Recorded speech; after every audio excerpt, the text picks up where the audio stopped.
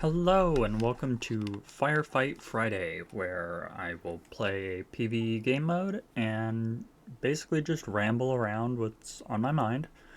YouTube would like me to remind you to like, comment, and subscribe. Yeah. And this has been a very interesting week when it comes to online security and censorship. We had multiple things go down.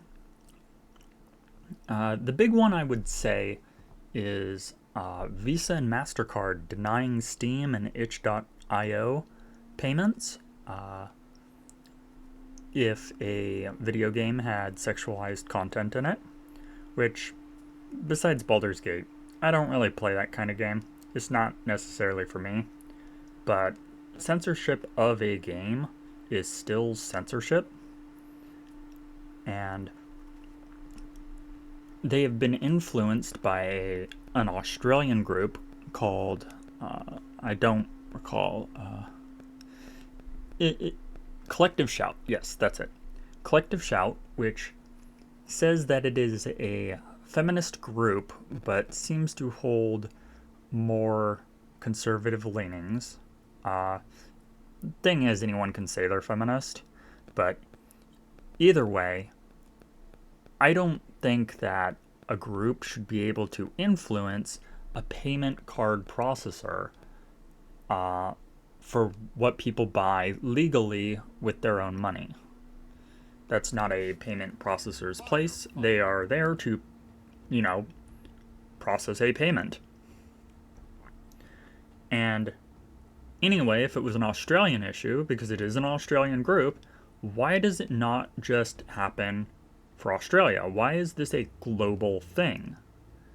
And I think that Visa, MasterCard, all these payment processors are trying to enforce their own morals. They globally, we've gotten more conservative over the past few years, and so they think it's their job to moral police. The thing is, if I wanted to buy a game with, I don't know, elf boobs in it, Visa gets to say no to that, but if I were to go to like a booby bar and buy a beer or a drink there, Visa still has to process my payment. So, like, what is the difference between it being online and in real life? That something doesn't click there. And if you're going to have a standard like that, where, you don't want to do any adult content, then maybe you need to be, I don't know, treat it equally everywhere. Just my thought. This is not the only issue that is going on with online privacy and, people who don't feel like they have control of their own lives, trying to dictate the control of other people's lives. Did I activate that? I don't think I did. Yeah, I did. But that, at the end of the day, that's what these groups of people are. They feel like they know better than everyone else. And rather than enforce, they'd rather make a law so that governments, monitor this kind of shit. Where, it's always to protect children, and it's never, the government shouldn't be raising my children. Be better. If you don't like your kids snooping around on content, maybe you should be checking what they're doing online. There are tools, I believe in Steam, but I might be wrong, that stop mature rated games from being displayed to children. I know, even though I am an adult, I have to put in my birthday every time I want to even see a mature rated game, like the page for it.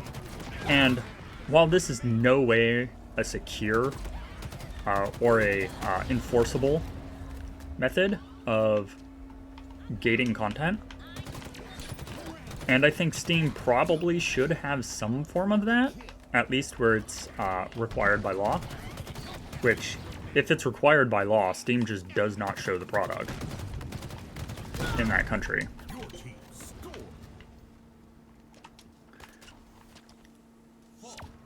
But yeah, Steam could do better, but I also don't think... Oh, someone left.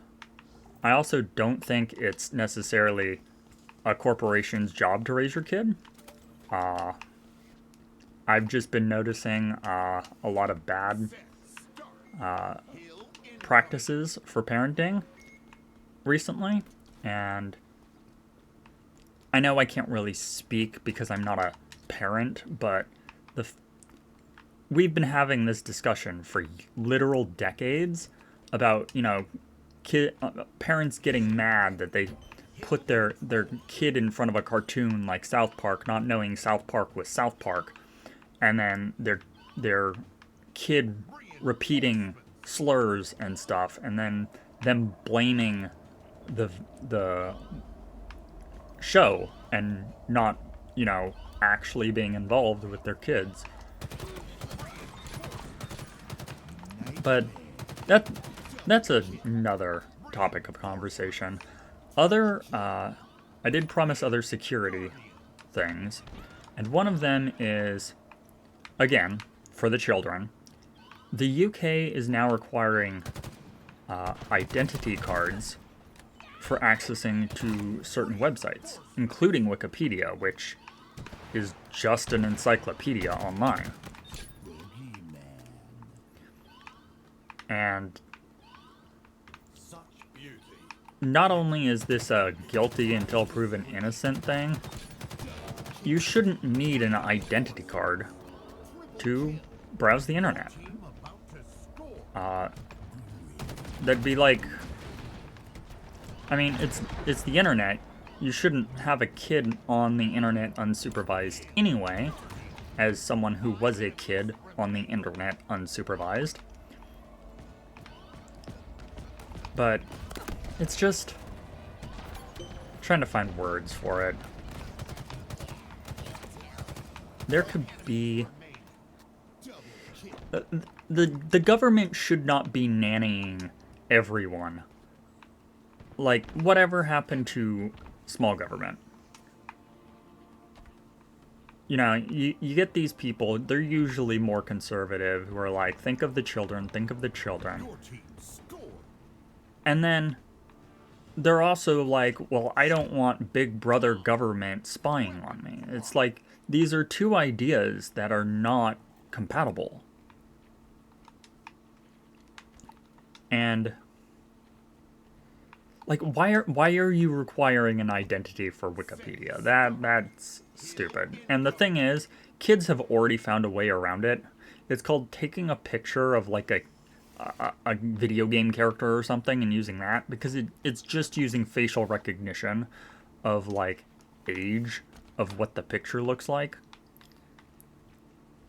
And there are a lot of things that you should be able to do, like you need the internet to do, that should be allowed for people without identity cards, including getting an identity card. Because I know currently my driver's license is up for renewal, and I got a paper in the mail that said, go do this online.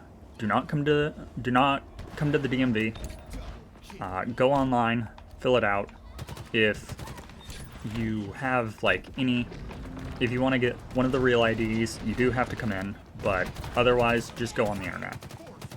And if that law, where I required an ID to get online, I would not be able to renew my ID.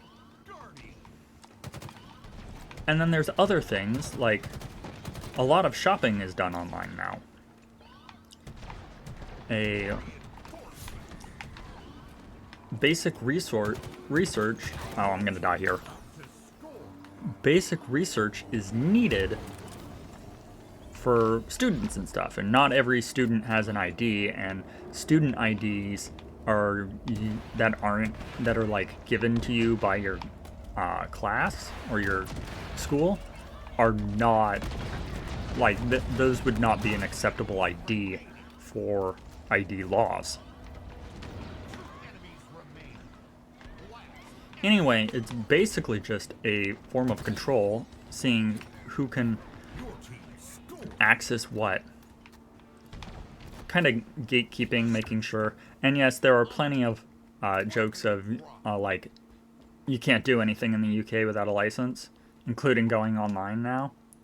And yeah, that's just beyond parody at this point. However, and this is the third part, KOSA was recently revived. And for those who do not know what KOSA is Keep Online Kids Safety Act, or something like that. Kids Online Safety Act. And this has been set up and has failed several times. It's something like the third year they've tried to do it.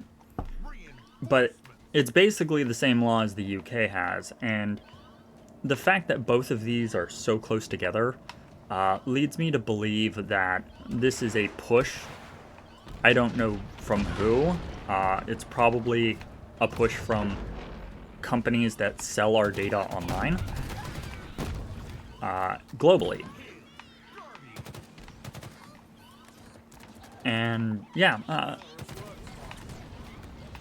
internet safety, data privacy is not in a good place right now. Especially in the States. Everyone can, like, basically deduce what they want from your data. What the... Okay. They can deduce what they want from the data that is provided, or even scarier, the data that is not provided. There are very few data protection tools in the United States. Yeah, our surprise, surprise, privacy laws are not really effective in a country that is prioritizing the profits of corporations.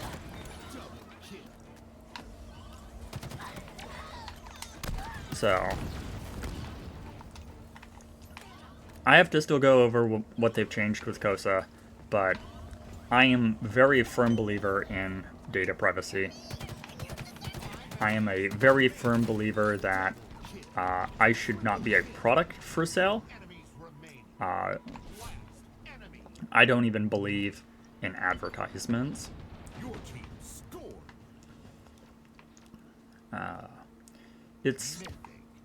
We need something, because the internet didn't used to be like this. The internet, everything is commodified now. Everything costs money, and if it doesn't, they're selling your profile and who you are and your viewing behaviors as a method to make money. If there's not a product, you are the product. And sometimes there is a product and you are the product. But I'm old enough where I remember an internet that was not driven by profit, but driven by creation. Now, whenever you hear someone talking about making TikToks or making YouTube videos, it's always about, I want to get monetized, I want to be seen, but before it was like, hey, I just want to make silly videos.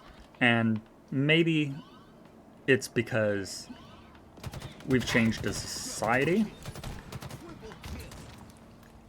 But the internet used to be a place for anyone, no matter how much money they had or didn't have. The internet was open for them. And now that's just not the case. Everything is monetized, everything has ads. And honestly, I despise ads because they just take up a brain space. And all of this stuff is designed just to sell you more stuff. Oh, I'm not gonna die. Oh, I have this.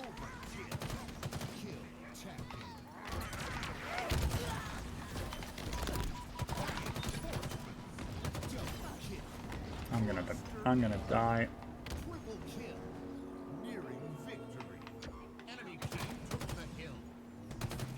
There we go. And I totally lost track of my thought.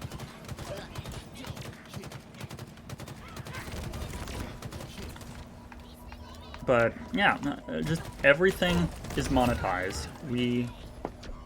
Everyone's mad at people because if people are mad in comments and videos, they're doing engagement. They can sell engagement, like, oh, look at how many people use our website and are actively using it.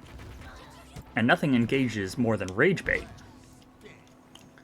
So, of course, companies are encouraged to create rage bait or to prioritize rage bait.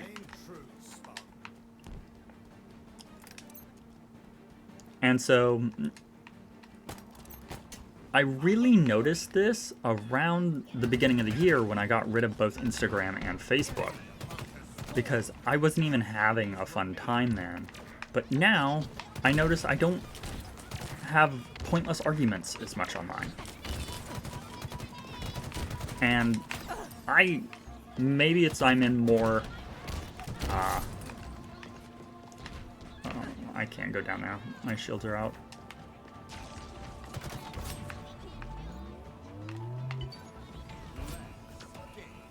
Alright, I got this.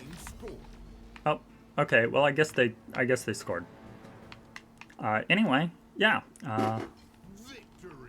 That is that episode of Firefight Friday. I hope you enjoyed it. And, you know, hopefully my rambling connects and makes sense. But yeah, I will see you next week. And I hope you have a wonderful weekend. So, adios.